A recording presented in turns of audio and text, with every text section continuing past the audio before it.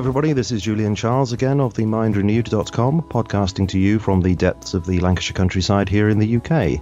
Today is the 19th of March 2013, and welcome to the third interview in the series Does Anybody Really Believe in World Government?, in which I am very pleased to be speaking to the theologian Dr. Martin Erdmann. Dr. Erdmann is the Professor of Philosophy at North Greenville University and Director of the Verax Institute in Greer, South Carolina. He has served as Head of New Testament Studies at the State Independent Seminary in Basel, Switzerland, and the Academy of Reformation Theology in Hanover, Germany. He also taught all courses in Biblical Studies at Patrick Henry College in Northern Virginia, and was for several years Senior Scientist at the University Hospital in Basel and Research Fellow at the European Foundation of Clinical Nanomedicine, researching into the ethical implications of nanotechnology. So, Dr. Erdmann, thank you very much indeed for sparing time to join me on The Mind Renewed. You're welcome. Now, I said in the introduction that this is the third interview in the series, and as you know, I've so far spoken to Dr. Stanley Monteith and James Corbett, and we've been looking at various globalist organisations and their attempt to move us in the direction of world government. Yes. And I particularly wanted to speak to you because I thought that your book, Building the Kingdom of God on Earth, would add a very interesting dimension to this discussion. But before we get into the detail of your book, could I ask you to tell us a little bit more about yourself, perhaps something about your Christian faith, how you came to be a theologian? Yes, sure. Well, I grew up in a Christian home. I was born in Germany, in Stuttgart, and my parents were Christians, and they raised me as a Christian, although obviously you do not become a Christian by just being born in a Christian family, but they tried to model what a Christian life is all about while they were raising me and my sister. And thus I was exposed to the gospel from a very early age. However, I didn't become a Christian until the age of 18. I was reading my Bible, and when I came to the chapter in 2 Corinthians chapter 5, reading about Jesus Christ basically giving his life for me on the cross to atone for my sins. Up to that point, I didn't understand clearly enough that I myself was a sinner. That was basically my main problem. And from one second to another, I realized that, yes, indeed, I was a sinner and I needed God's forgiveness. I needed to be reconciled to the Almighty. And when reading this chapter in 2 Corinthians chapter 5, I repented of my sins. I accepted Jesus Christ as my Savior and Lord. And from that moment onward, I consider myself to be a true Christian. Mm-hmm. And how did you then come to be a theologian, a professional theologian? Well, it was just basically the continuation of what I had done at that moment. I realized that if this is really the truth, if Jesus Christ was God's Son coming into this world, offering his life on the cross so that I can be reconciled with God, well, there is nothing better to tell other people about. Every decision I made from that moment onward was always prefaced by the thought, how can I be trained in such a way that I can effectively share the gospel with many people? And once I finished high school, I went to the German Missionary Fellowship and did my civil service there. And from then on, I went to the States, did some missionary work at Ohio State University and at different other places. And when ultimately I went to a Bible college, I realized that I had some ability in the academic field. So I went to the States to get my master's degree. And when I went to the university in Aberdeen in Scotland to get my second master's degree, and eventually I ended up at Brunel University to get my PhD degree. And when I just wanted to use whatever education I got to train pastors and missionaries. And thus I became a theology professor at different seminaries, teaching young students to become missionaries or pastors. Now, I said that your book is called Building the Kingdom of God on Earth, and I suspect that at first sight, I think a lot of people would think, that's referring to God's work in building his kingdom generation after generation through the preaching of the gospel of Jesus Christ. But the subtitle to your book points in a very different direction because it says, The Church's Contribution to Martial Public Support for World Order and Peace, 1919 to 1945, which certainly does not sound like just the preaching of the gospel. So could you introduce us to the main thesis of your book and tell us why it was that you wrote it? Yes, it was a project I had in mind many years earlier. I was never thinking of writing my PhD thesis on it, but circumstances led me to that point.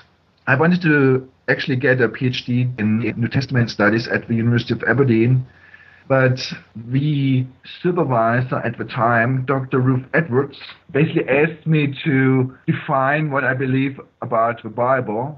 And in so many words, I told her that I believe the Bible is God's word, and I truly believe it is inerrant. Once I was done describing the Bible to her, she said this is the view she hates the most, and she will do whatever is in her power to prevent me from getting my PhD degree under her supervision. And so eventually we came up with a compromise solution. She said, okay, she will allow me to write my master theology thesis based on my presupposition that the Bible is God's word, but she will not let me enter the PhD program. I did write my master theology thesis under her supervision, but I also realized that the library of the University of Aberdeen was very unique.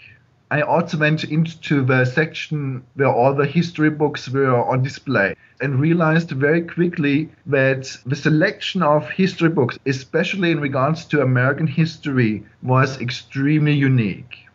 So what I did was I started researching early 20th century American history on my own. I was also able to go down to the archives and just basically spent almost all my time down in the archives reading one book after another, having access to some original manuscripts, while at the same time writing my master theology thesis in New Testament studies. Once I was done and successfully completed my studies at the University of Aberdeen, I tried to find a university which would allow me to write my PhD thesis on John Foster Dulles. He used to be the Secretary of State under President Eisenhower. And I did find Brunel University. I found a supervisor there who agreed with me to tackle that project to write my thesis on John Foster Dulles. He said he has no knowledge in regards to John Foster Dulles whatsoever. He would agree to take me on as his PhD student, but he would not be of any help to me in regards to my studies. But I said, well, that would be fine. I would accept the condition. And he accepted me into the program. And I started researching. And then it became fairly clear very early on that the specific thrust of my thesis would be to expose the agenda of the early ecumenical movement, the political agenda of the early ecumenical movement, in regards to helping to set up a world government. Well, in this book, you trace back this vision for a world government, or a new world order, however we might want to call it. You trace it back to the British Empire mysticism of John Ruskin at Oxford University in the late 19th century. And you speak about his socialism, but also about the influence of Plato on his thinking, basically the idea that the aristocracy should remain in charge. And you say that Ruskin had a tremendous influence on a generation of young men. So could you introduce us to John Ruskin and say something about the impact that he had? Certainly. Now, John Ruskin is not very well known these days, but during his time, meaning the late 19th century, he was extremely well known. He had a very good reputation in regards to his expertise in the history of art. As a matter of fact, he was the late professor of fine art at Oxford University from 1869 to 1879. And being that professor at Oxford University, he had a huge influence on his students. His lectures were always very well attended, and he had a very unique approach to teaching the history of art, but he spoke much about, well, politics and how the British Empire was the best idea or the best institution, the best system of government which mankind could devise up to that point. So he was a very enthusiastic imperialist at the time and thought that this tradition should be brought to all the nations in the world, and the British, his students at Oxford University, should be the rulers of a British Empire being extended to the rest of the world. And he had a few of his students in particular who were very much influenced by that idea, one of whom was Cecil Rhodes. Although it's not entirely clear if he ever actually visited the lecture by Ruskin himself, but he certainly heard about Ruskin's description of a British Empire from other students and from some published papers and so on and so forth. And he really took that vision to heart and wanted to put it into practice, wanted to extend the British Empire to the rest of the world. The vision of Ruskin, and it's really, as you said correctly, it's a Platonic vision. It is the vision of Plato, which he described in his book, The Republic, where he describes philosopher kings being the absolute ruler of the city-state. Obviously, it was Athens. But Ruskin translated that vision into the British Empire, and he wanted the Oxford students, once they graduated, to be the administrators of the British Empire. And obviously, he wanted to extend it into a world government ultimately. So in that sense, John Ruskin had a huge influence on the history of the British Empire at that time up to our time.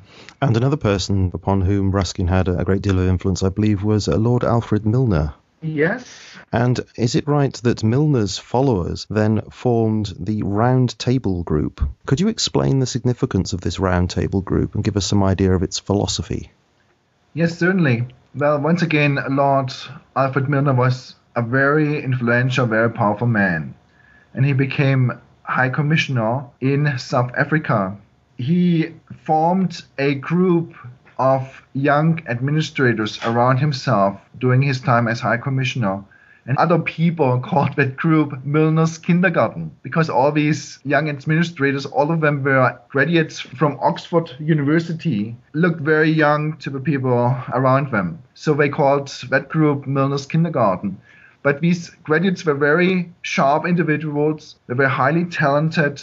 And basically Milner infused into them a very high ideal in regards to preserving and extending the British Empire. And he basically formed them into expert administrators during that time. Almost all of them kept up friendship with Milner up to his death, basically. Out of that group of administrators grew the Round Table Group, because these young administrators, Lionel Curtis and some of the others, they formed the so-called Round Table Group. It was a group which wanted to change the British Empire into an imperial federation. First focused on all the British dominions, and then obviously extended to the rest of the world. So what they did was they wanted to unify the different dominions, and they first unified the different states in South Africa.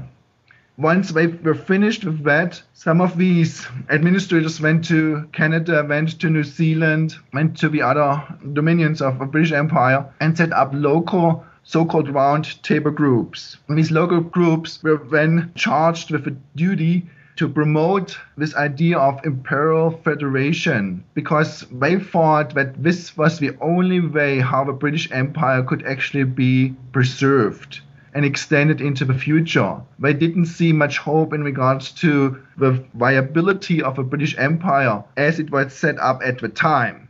England ruling the dominions with England as the main center of it. They wanted to have a federation where the dominions would basically lose their status as dominions and wanted to put the dominions into a federal system. Well, they were not very successful, as you know. This idea, the project of setting up a British Empire as a federation did never come about. Ultimately, the Round Table Group changed its perspective, changed its agenda to setting up the Commonwealth. As a matter of fact, Lionel Curtis, one of those early members of the Milner's Kindergarten and then one of the main organizers of Round Table groups, became a history professor at Oxford University. And during that time, he came up with the idea of a British Commonwealth. And then, obviously, as you know, the British Commonwealth idea caught on, and the empire was changed into a Commonwealth. Mm-hmm. Well, I was interested that you mentioned Lionel G. Curtis there. Would his view have been the hope that that Commonwealth would nevertheless still grow into some form of federation of pooled sovereignty between these states? Well, in some ways, but I think I need to explain a little bit more why they changed their agenda.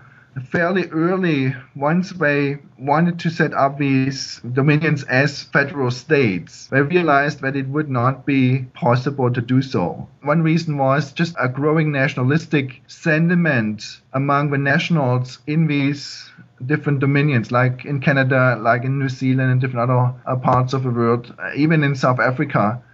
The other reason, which to my mind is even more important, was the realization that the British Empire, even if it would turn into an imperial federation, would not be the ideal vehicle to set up a world government. The world government idea was always at the top of their thinking.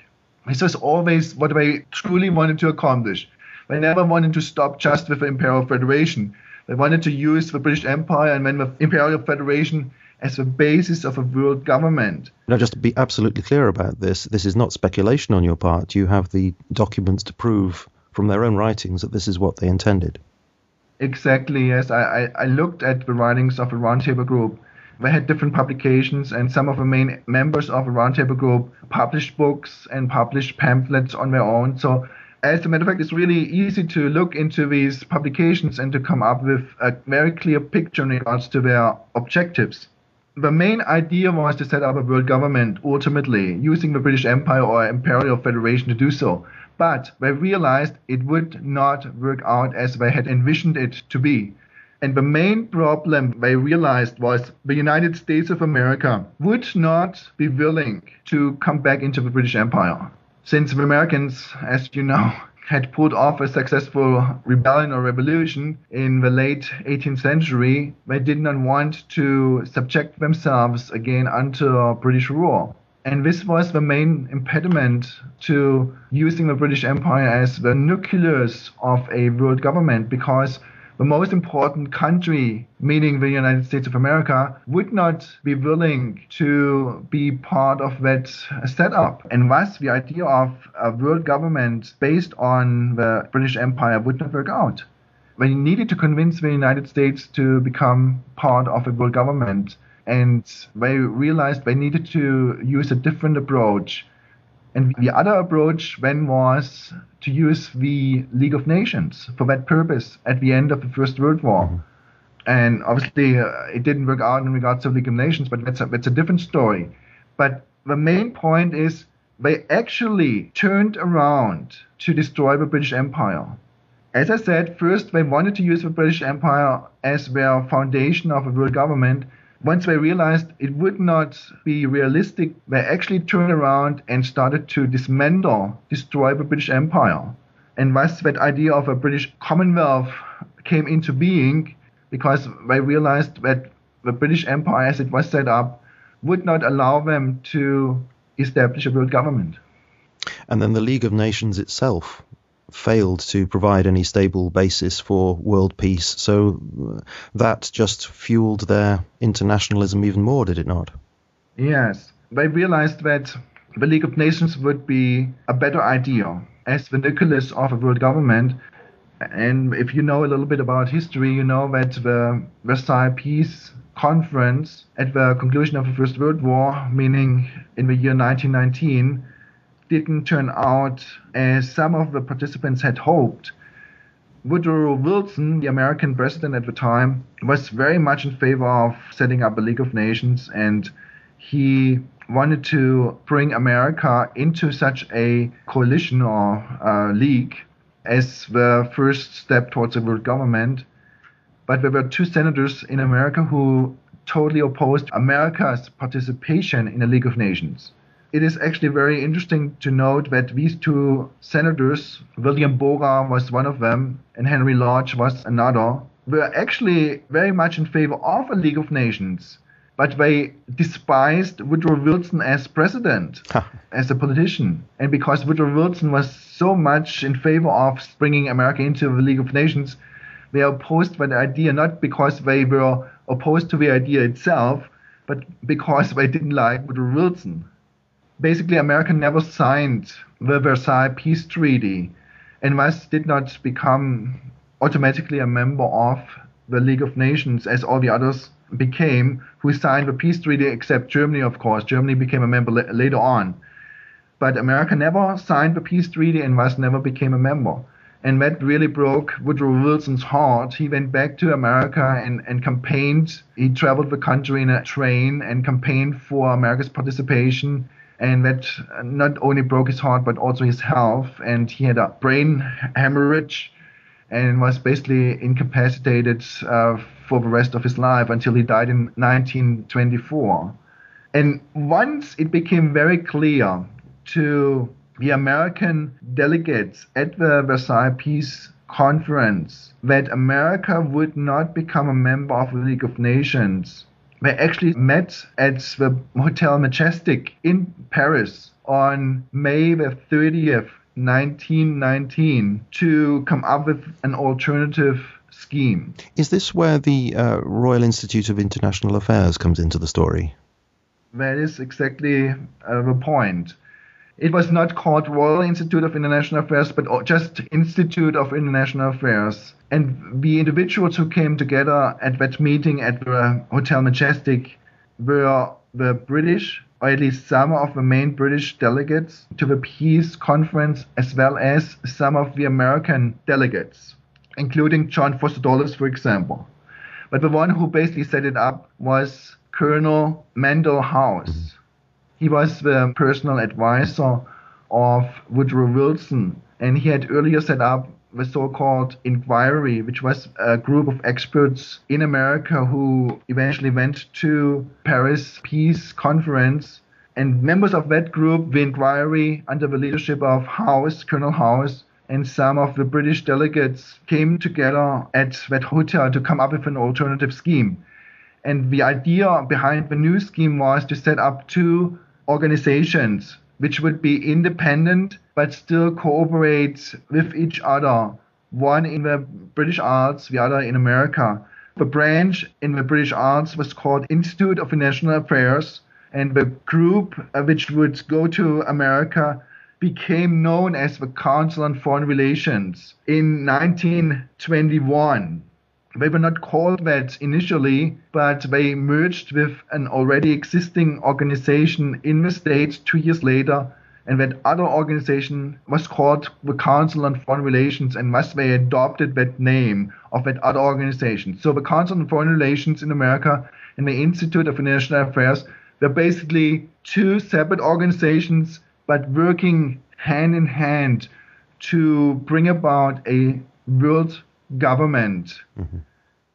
The way how they did it was they realized that the most important component or the most important aspect of setting up a world government would be to convince the American population.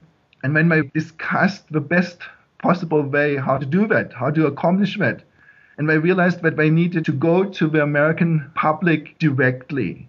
And the most effective way how they thought this could be accomplished was by going to the universities and basically getting the professors on their side, and the professors would then convince their students that America should give up its national sovereignty and become part of a world government.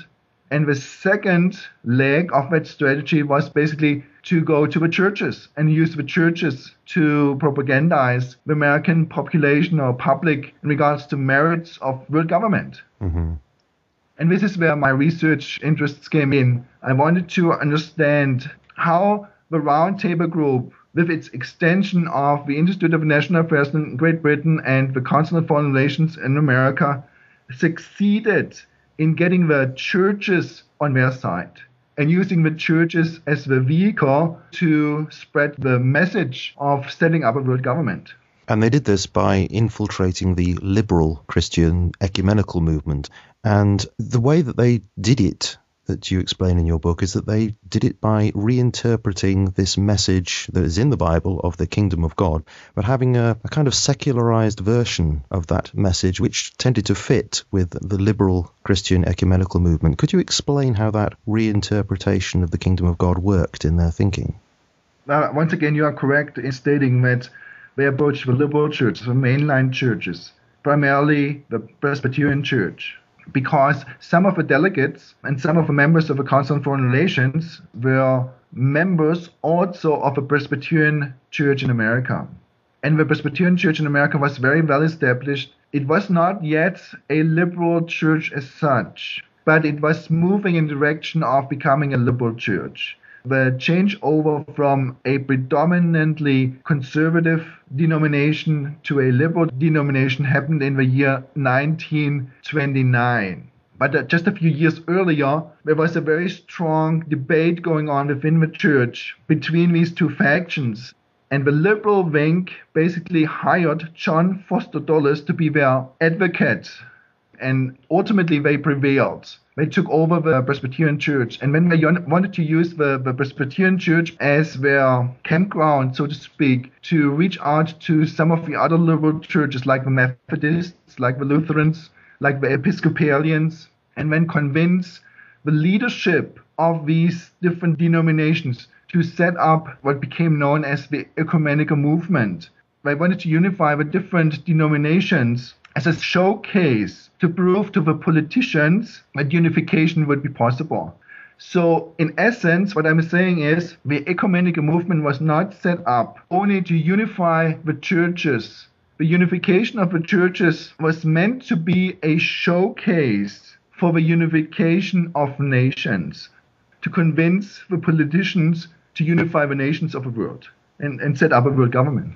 And so I get the impression that the message of Christ, the call to self-forgetfulness and obedience, was reinterpreted as a self-forgetfulness of sovereignty, that it was national sovereignty which was the big evil that needed to be overcome. Is that a fair way of putting it, do you think? Yeah, this is exactly how it was. Yes, this is exactly the message they put across. It was obviously intimately linked to what became known as a social gospel. And the social gospel was really never a truly Christian message or truly Christian movement. Yes, they incorporated certain ethical standards, I would say, helping the poor and getting the downtrodden on their feet and things like that. But the main idea was that the evil which caused all the problems in the world, especially the wars, the evil was caused by national sovereignty, because each nation wanted to exert its own rights, and bigger nations wanted to conquer smaller nations and then occupy them and rob their national treasures and things like that. So once national sovereignty would be abolished, it would also mean that wars would not happen again, because then the main motivation for having a war with some other nation would be given up. That was the argument, but I personally don't believe that this is very convincing, because if you look into the biographies of some of the main leaders who said we need to have a world government as the only chance to have world peace, some of these main leaders, and John Foster Dulles being one of them and being one of the most conspicuous ones, were also some of the individuals who were actually very much involved in setting up another world war, meaning the Second World War. So the argument which they put in front of the public, especially the American public, to give up sovereignty in order to have world peace is not very convincing in my eyes. Because especially John Foster Dulles was very much in favor of National Socialism in Germany. As a matter of fact, his law firm, Sullivan and Cromwell, which was one of the most prestigious law firms in America at the time, and he was the senior partner of that law firm, meaning the leader of that law firm. That law firm had an office in Berlin up to, I believe, 1939. And John Foster Dulles himself traveled to Germany at least once per year to conduct his business with the German National Socialist government, meaning Hitler. And thus, I don't believe that his argument in favor of world peace is very convincing. But is it right that he thought that when he looked at National Socialism there in Germany, he was looking at it from the point of view of someone who was saying, well, the socialism is working there and the nationalism is just a phase. It's an unfortunate phase which will be transcended in the future. But here we have an example of a socialism that's working, which is perhaps analogous to the kind of socialism he was looking for in the churches. Is there anything to be said for that view? I would agree with your description, but he was certainly not naive. He was not an idealist. He was a realist. He very much understood the true nature of National Socialism at the time. being a lawyer doing business with the National Socialist government. Mm. And he did it against the wishes of some of the other partners in his own law firm. One of them was Alan Dulles, his own brother. He overruled the objections of some of the other partners, including his own brother, to do business with Hitler.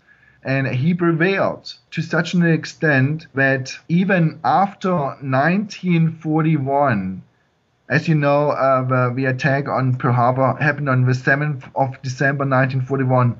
After America had become a member of the Allies in the Second World War, he still continued doing business with Hitler. And this is extremely disconcerting to me, because he became the lawyer of the Alien Custodian Administration in America, which basically took over the possessions, the factories of some of the main chemical firms in Germany, the IG Farben cartel or IG Farben cartel.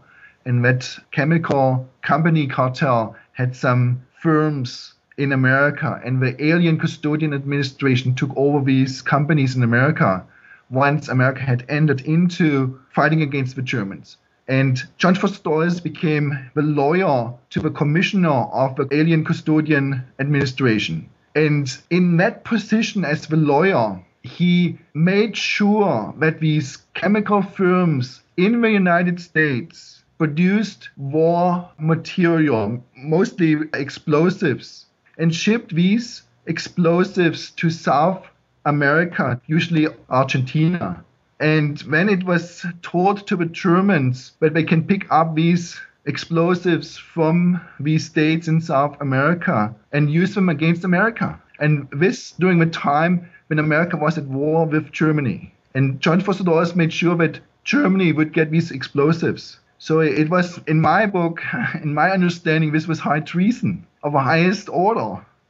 And he got away with it. So he showed his true colors, his true sympathies in regards to National Socialism, and in a very obvious way. As a matter of fact, later on, after the Second World War, some famous investigative journalists picked up on that story and accused him of being a collaborator with the National Socialist regime during the Second World War. So would you see that this is a window onto his view of socialism then for the world government structure? Yes. That really this all connects back to John Ruskin's view with this Platonic view of the aristocrats at the top and those who are benefiting from socialism on the lowest level are the little people. This seems to fit very well with the National Socialist structure. Yeah, exactly. Well, he wrote a book by the title of War, Peace and Change, published in 1939. Immediately prior to the outbreak of the Second World War.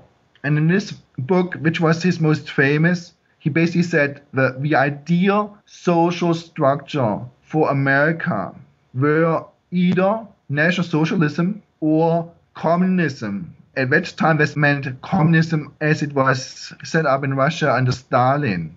So either Stalin's communism or Hitler's National Socialism were portrayed as the ideal social structure for the United States as he envisioned it for the future.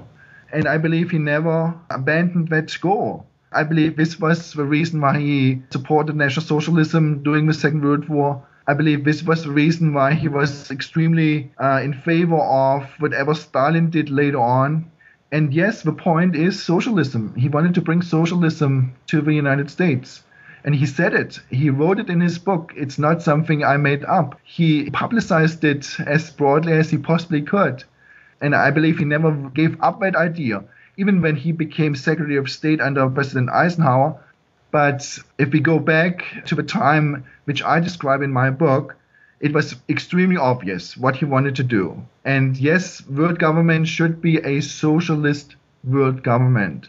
Also, already at the time when Lord Alfred Milner was still in charge of a roundtable group, Lord Alfred Milner was a dedicated socialist, always trying to get rid of a democratic system in the British government. He was always trying to bring socialism to Great Britain. So even during the early phase of that project of bringing world government to this world, it was always under the colors of socialism. And would you agree that that vision of socialism is best characterized as a technocratic socialism, so that you have those who are fit to rule and know what they're doing at the top. Yes. Would you say that is really the view? Well, this is my conviction. This is what I came to believe. After having done some further studies, it was not necessarily clear initially. It was not clear to my mind that it was a technocratic sort of socialism. It was socialism, I was pretty clear on that point, but what kind of socialism it was, this was not entirely clear to me. Was it National Socialism? Maybe, maybe not. Was it communism? Maybe, maybe not. So I was not entirely clear on that point. And in 2008 or 2009, I can't recall the exact date, an American friend of mine who did similar research in the early 1970s got in contact with me and basically mentioned to me the idea of a technocracy as being the ideal socialistic system which these proponents of world government had in mind. Would this be Patrick Wood?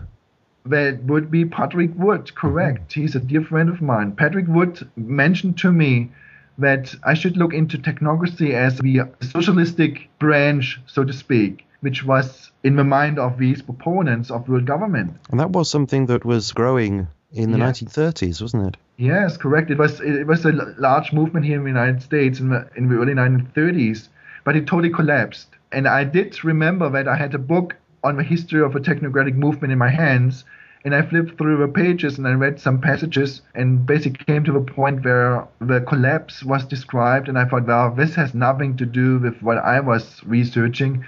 And so I closed the book and brought it back and never wasted a second thought on it. Until, as I said, Patrick Wood said to me, well, look into technocracy again. Now you have done all the research. Tell me what you think. And so I was once again motivated to look into it. And I did remember what Dr. Mike Pierce had written in his foreword. And the very first two sentences in his foreword were basically, this is technocracy. Just basically summarizing what he said. And in my words, he said, what I had written and researched in regards to my book was the history of technocracy and nothing else. And I had to agree. I had to agree with Patrick Wood. I had to agree with Dr. Mike Pierce. Dr. Mike Pierce was exactly correct in what he had written in his foreword, and I didn't understand it correctly at the time when I published the book in 2005. So you'd written about that subject, but you hadn't actually used that particular word. I never used the word once in the entire book. And the entire book, from the first page to the last, was about the history of technocracy. So that was a strange realization or a strange discovery to me as well. And Dr. Mike Pierce had understood it much better than I did. I think at this point, would it be possible just to give a brief definition of what technocracy means? Well, technocracy is a very strange animal. It has many different facets. It has a very colorful history. And it's very difficult to actually define it. However, the main idea of a technocracy is that it is a political as well as an economic system. As a political system, it is a pure dictatorship. It is a totalitarian system. So those who rule in a technocracy are not democratically voted in politicians. They are appointed in some ways, or they appoint themselves to be the rulers. The best contemporary example would be Italy. Nearly 2 years ago, Mario Monti was designated. He was not voted into office. He was designated by the European Union to be the Prime Minister of Italy. I think that's the point at which many people heard the word technocrat, I should think, for the first time. Exactly. And Mario Monti was not shy in saying that his entire cabinet is a technocratic cabinet. There was not one politician who became a member of his cabinet. Mm-hmm. And the idea there is that they are the experts. Exactly. And this is the second thought. Well, one is it's a pure dictatorship. The other one is those who rule are so-called experts in whatever. They can be experts in finance, they can be experts in any kind of industry, but they have to be some type of experts. So these are the two main components. However, if you look very closely at the history of the technocratic movement, you will come to realize that it was conceptualized from very beginning as a religion. And that component is often left out by those who write about the history of technocracy. But it is very obvious if you look at the two philosophers, and they were French philosophers, and the two philosophers who came up with the idea of a technocracy. The first one was Henri Saint-Simon, or in English, Henry Saint-Simon. And the other was his private secretary, Auguste Comte.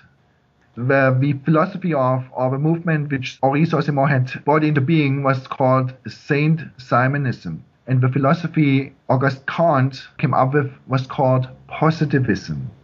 So either one of these two terms could be used as a synonym for technocracy. You know that British philosophy was very much dominated by logical positivists. As a matter of fact, almost for 50 years, logical positivism was basically the only philosophy which was popular in England in the early part of the 20th century. Yes, I remember Bertrand Russell speaking about this in one of his books, where he actually warns about this positivistic attitude becoming extreme and warns about what a dreadful world that could turn into. Yes, correct. So technocracy as a term is not often used, and the idea that it is really a religion is also more hidden than revealed. But if you look at the last book title of Henri Saint-Simon, which was a book which was published in the year of his death in 1825, the title of his last book was called in French, The New Christianity. And if you read this book, you will understand that Henri Saint-Simon set up his system, which eventually evolved into a technocracy. He set it up as a rival religion to Christianity. Now, I don't know anything about this, but my suspicion is that it may connect with a post-millennial vision of the world. Would I be right in that suspicion? Yes, and not so much in regards to Henri Saint-Simon, even though obviously there were others, many others, including John Foster Dulles, who were very much in favor of a post-millennial outlook in regards to Christian eschatology. And what that meant in very simple terms was that the Christian churches or the Christians have been charged by Jesus Christ to set up a kingdom of God on earth, meaning a world government of sorts where the Christians would be the ruling elite. And once they have set up that kingdom of God, meaning a world government with Christians in power, at that moment, Jesus Christ would come back, but not prior to the success of the Christian churches to set up such a world system. Do you think that John Foster Dulles himself was actually a believing Christian? My personal opinion is he was never a believing Christian. He called himself a Christian. He was the son of a theology professor. But if you look into the theology of his father, you will very quickly realize it was liberalism. And the liberalism obviously came out very strongly in regards to John Foster Dulles' expression of Christianity as well. And even his son, Avery Dulles, later on, after his father, John Foster Dulles, had died, basically said that his father was never a Christian himself. He pretended to be, but he just used the Bible more or less as a rule book of morals. But being a lawyer in New York City, he was a man ruled by pragmatism. So whatever brought in money into his law firm, this is what he did, regardless of the question if it was moral or not. And the very fact that he supported the National Socialist government, even during the time when America was at war with Germany, I believe that speaks volumes in regards to his pragmatism and his moral standards. So we're seeing really a kind of Christian instrumentalism, really, and not a real fully fledged believing Christianity, but a use of a particular version of post-millennial Christianity as something that can be used as a tool to bring in the message of this world government. Yes. It's also called secularized post-millennialism, to differentiate it from what some true Christians would believe in regards to that doctrine.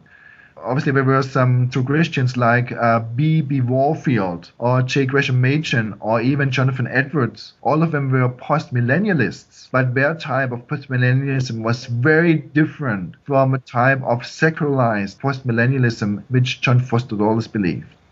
And you have great concerns, don't you, that this kind of thinking has found its way even into the modern evangelical church. And in some of your presentations and interviews that you've given, you point to influences like the latter rain movement, which should perhaps be characterized as a cult, really, and various individuals. I think you've pointed to people like C. Peter Wagner. You've even pointed to Rick Warren as people who are influenced by this kind of thinking in some way. Can you explain what your concern is about what's happening in evangelicalism today? Yes, well, this was really surprising to me. Once I was done with my studies and once I started teaching at different seminaries in Germany and Switzerland, I became aware of some of the trends within evangelicalism itself, especially in the missions movement. And I looked into modern trends in regards to evangelical missions. And all of a sudden, I don't know when it dawned on me, but all of a sudden I realized that what I had studied and researched in regards to the liberal churches prior to the Second World War was being furthered by evangelical missionaries and theology professors and pastors. They used the same slogans like building the kingdom of God on earth. And it was almost surreal. I almost couldn't believe my own eyes when I saw these evangelical leaders using the same language, using the same expressions and terms, which I had researched in regards to the liberal churches and what they wanted to accomplish. And you have to understand, I believe we addressed that early on, that the slogan, building the kingdom of God on earth, when it was used by the liberal theologians, had the meaning of setting up a world government, a secular world government. And all of a sudden, I heard that slogan being mentioned by, for example, Rick Warren. And I looked into his sermons and books and so on and so forth, and realized that what I had known to be true in regards to the liberals was almost word for word true now for the evangelicals. And that really surprised me when I discovered it for the first time. A key individual in that discovery, I believe, was the management theorist Peter Drucker. Am I right? Yeah, correct. Let me give you a little bit more background in regards to it. Because this is how God more or less showed me what was wrong with the modern church growth movement or the church transformation movement. And yes, Peter Drucker was the main brain behind that operation. I gave a paper at the University of South Carolina in the year 2004. But I was also very, very interested in listening in to some of the other presentations, especially one presentation by a philosopher at the University of South Carolina by the name of George Koof. And I had met George Koof earlier on, and he confessed to me to be a believing Christian and things like that. So I was highly motivated to listen to his presentation. And just in about every second sentence of his very long presentation, he mentioned general systems theory. And at that time, I had no background knowledge in regards to general systems theory whatsoever. So once I was back in Switzerland, the very first thing I did was I typed in general systems theory into Google. And I'm not kidding. The very first link which came up was a link to Rick Warren's Saddleback Church in America. And I just couldn't believe my eyes. I thought, what does general systems theory have to do with Rick Warren's church in California? And obviously I started reading up on it, and all of a sudden I realized that general systems theory was the philosophy behind everything Rick Warren did. As a matter of fact, he also became a member, still is a member, of the Council on Foreign Relations. Is he really? Yes. You can go to the website of the Council on Foreign Relations, cfr.org, go to the section where all the members are listed. Go to W and you will find Rick Warren's name listed. As a matter of fact, I even have a videotaped interview which he did when he was a participant at the World Economic Forum in Davos a few years ago. And in that videotaped interview, he speaks about his peace plan, and in the middle of it, he just stops and says, well, by the way, I say it in my words again, by the way, I am a member of the Council on Foreign Relations. And then he stops again, and then he continues his explanation in regards to the peace plan. And that very clearly showed to me that he is very much in tune with what the Council on Foreign Relations wanted to accomplish historically, meaning setting up a world government, using the churches for that purpose primarily. And in the context of explaining his peace plan, it became very obvious to me that he wanted to let other people know that his membership in the Council on Foreign Relations and what he does in regards to the so-called peace plan was furthering the agenda of the Council on Foreign Relations, which is, as I said, setting up a world government. So these evangelical leaders take that agenda, which the liberals pursued up to the end of the Second World War. Do you think it would be fair to say that there's a possibility that he is doing this out of good conscience himself, that he thinks that he's giving Christianity a platform in which to show itself to the world, but that nevertheless in doing that he is likely to be used by those who have this idea of a new world order? Could one develop an apologetic for him along those lines? Well, I tell you my opinion. Obviously there are others who do not share my opinion. But my opinion is expressed on the background of having done extensive research in regards to what Rick Warren truly wants to accomplish. As a matter of fact, you may know that I wrote an entire book in German on Rick Warren, Der Griff zur Macht, and the translation of the title is Grasping for Power. And the power aspect is world government. In this book, which is nearly 300 pages long, I try to make a very strong case that Rick Warren is one of the leading proponents of using the evangelical churches to bring that liberal vision of a world government to fruition in our time. During the time he was very popular, let's say 2004, 2005, even 2006, he came out very strongly in promoting world reconciliation and peace and his program Peace Plan and things like that. But if you look at it carefully enough, you see Peter Drucker's philosophy behind it. Is this the three-legged stool which he talks about? Yes, the three-legged stool, correct. That does sound very worrying indeed. Could you explain how that works? Yes. Everything goes back to Peter Drucker. And Rick Warren has no qualms about calling Peter Drucker his main mentor. He said he often went to his home, was basically sitting at the feet of Peter Drucker, even though Peter Drucker, in another videotaped interview, basically said this was not the case.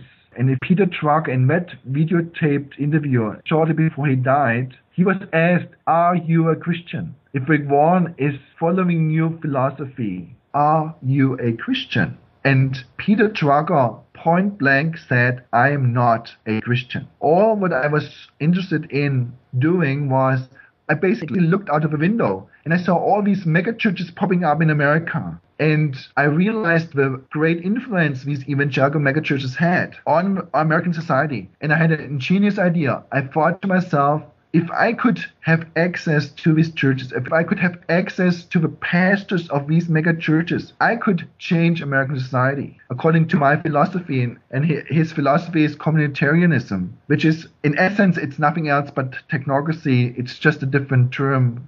I can change American society using the evangelical churches.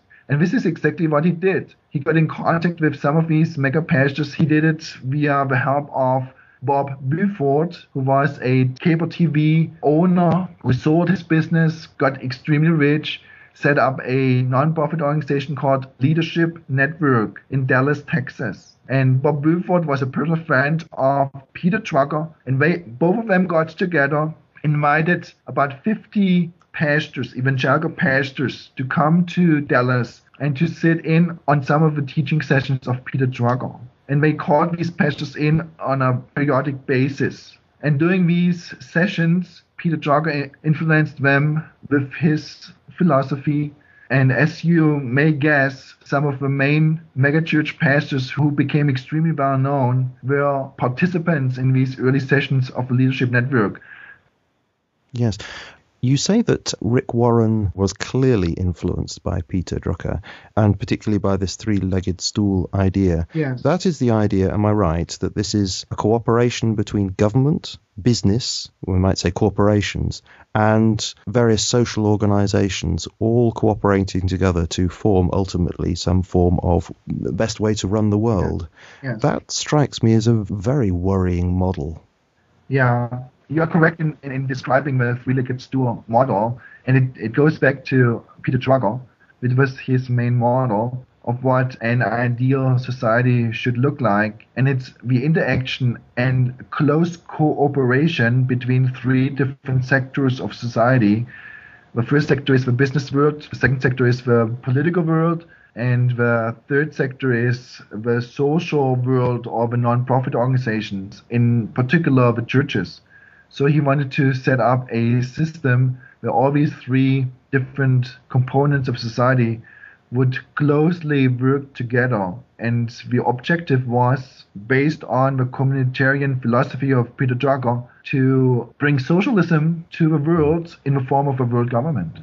And it does strike me as being essentially technocratic in structure. Yes, it is very technocratic. This is really, it's a perfect definition of technocracy, correct? It seems absolutely incredible to me that Christians should be cooperating with this. What on earth has happened to the doctrine of original sin? I mean, understood in the sense that human beings, I'm afraid, are just corruptible, and something like that is bound to go wrong if you don't have democratic constraint in the system. Yeah, I personally would say that that idea of world government or communitarianism or the Three-Legged Stool model, this has nothing whatsoever to do with true Christianity. In my mind, it is the very opposite of what true Christianity is all about. That we believe that Jesus Christ will come back, and if you're a premillennialist, I am a premillennialist, if you are one too, you believe that Jesus Christ will set up his perfect kingdom following his second coming. But he will do it. It's not human beings. Because, as you rightly noted, human beings are sinful. And whatever they do will in some ways be tainted by sin. And if they have that utopian ambition of setting up a perfect world government, the likelihood is very high that they will create hell on earth rather than heaven on earth. I think one could be forgiven for thinking that this could possibly move in the direction of Revelation 13 rather than Revelation 21. Exactly. This is what I believe too. Ultimately, the Antichrist will take hold of that system, and we will have a world government under the rule of the Antichrist. And obviously, he will be judged by Jesus Christ when Jesus Christ will come back. So I believe all these schemes to set up a utopian society, a world government, which the liberal churches were pursuing, which some of the evangelical leaders are pursuing at the moment, all of this, to my mind, is basically a preliminary movement which will finally merge with the anti-Christian world government, which will come on the scene as it is described in Revelation 13. Yes, absolutely right. That warning is there, and we should not be cooperating with anything that could move in that direction. I absolutely agree with you. Could you tell people how they could find out more about your work? Because I think you have more than one website, don't you? Yes, I do. 2 websites, one in German, one in English, and they are called Auraria. A-U-R-A-R-I-A. Auraria.eu or .us.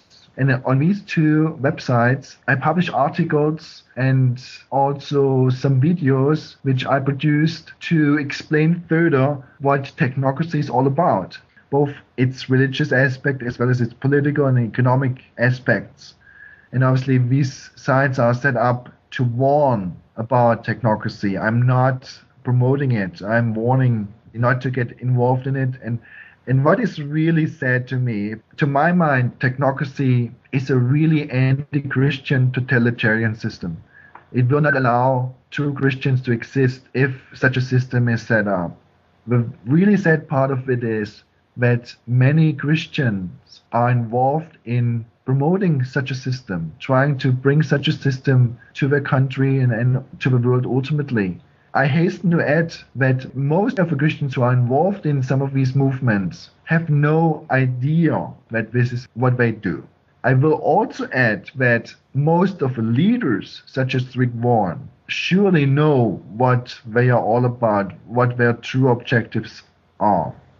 But would it be fair to say that even those leaders don't understand the dangers from an eschatological point of view, that it could in fact lead in the direction of an anti-Christian system? That does seem to be very difficult to understand, how somebody could be a prominent Christian leader, otherwise seeming quite legitimate as a leader and yet hold views that are antithetical to Christianity. I would have thought that they would have been deceived in that.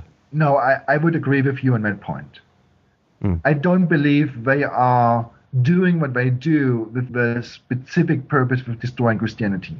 I do not believe that. But I surely would say, as I did say, that, for example, Rick Warren is trying to set up a world government. He thinks it's a Christian world government. He thinks Christians will be in power. This is the whole idea of dominionism. He's part of a dominionist movement. This is just that version of postmillennialism, as I explained it early on, that Christians need to set up a perfect society, world society, with Christians being the rulers of that society. I believe this is what kind of future vision Rick Warren pursues. I'm pretty sure he doesn't do what he does with the idea that eventually the Antichrist will sit on the throne. No. But ultimately, whatever he does will be a great help to the Antichrist once he takes over. And you also mentioned Patrick Wood. Would you think it would be a good idea for people to find out about Technocracy in particular from his works, his websites? Yes, he has a website called augustforecast.com. It's a commercial website, I have to say, but he does publish articles and gives interviews. He wrote 2 best-selling books on the Trilateral Commission in the early 70s. So, yes, some of the information he gives out freely to whoever is interested in that topic. He also produced a DVD of 2 of his lectures, which is Apostasy in Motion, and he addresses some of the same topics which we have addressed in this interview as well. He goes back to the technocratic movement in the early 1930s, what they wanted to accomplish. And let me just mention one thought. There are many ideas I could mention, but one thought, perhaps the most important thought these early technocratic leaders were pursuing, it's the thought of changing the currency system from a price-based currency system to an energy-based currency system, also called carbon credits or carbon currency, which is already introduced in Europe, it's introduced in the UK, it's introduced here in the United States. So it's not something which we still have to wait for its implementation. But it's not yet implemented on the consumer level. And this very much fits with the climate change agenda being manipulated. Exactly. Not for non-scientific reasons. Exactly. Well, this is why the climate change movement has come into being, to eventually clear the ground, so to speak, for the introduction of a carbon currency. And once that is introduced, the idea of savings will be abolished. The carbon-based currency is a currency which has an expiration date on it. It's like mobile phone minutes. If you don't use them up at the end of a month, they just disappear. And the same idea is pursued with a carbon currency. You will be given X number of carbon credits at the beginning of a month. And if you don't use them up, they just disappear, they expire. And at the end of the month, you don't have anything left. And then you are again dependent on the government to give you another allotment of carbon credits. So it is just the idea is that it's the perfect distribution system. Exactly, yes. Yeah, the perfect control system. Because if you cannot save anything, you are utterly dependent on the government to give you these credits. Otherwise, you cannot exist. Now, this system has not yet been put in place, but this is where it's going. And thus, I'm warning people not to buy into it or to oppose it. And that's the purpose of my 2 websites. Absolutely. And I very much hope to have the opportunity to speak to Patrick Wood about this in more detail. But for the moment, may I say, Dr. Erdmann, it has been wonderful to have you on the podcast, and you have certainly added an extra dimension to this subject that I think is something that's not often talked about. So thank you very much indeed for sparing the time to talk to me on The Mind Renewed. Oh, you're welcome. It was my pleasure to be on your show.